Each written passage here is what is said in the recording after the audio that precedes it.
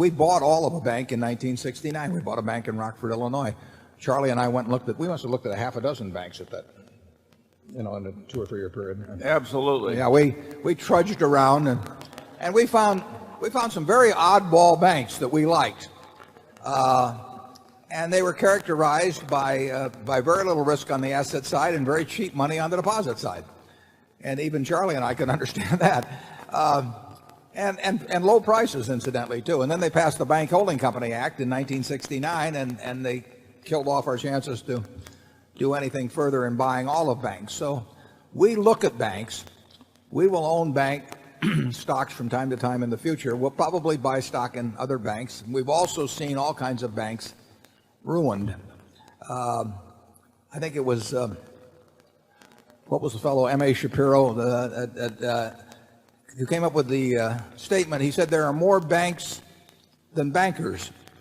And if you think about that a bit, you'll see what I mean.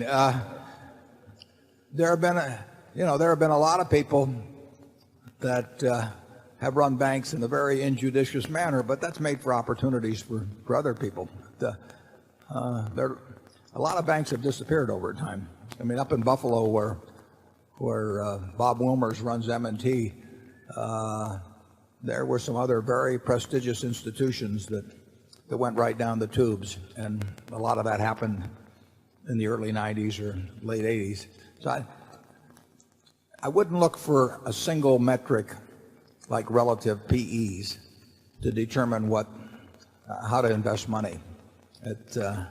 You really want to look for things you understand and where you think you can see out for a good many years in a general way as to the cash that can be generated from a business. And then if you can buy it at a cheap enough price compared to that cash, it doesn't make any difference what the name attached to the cash is.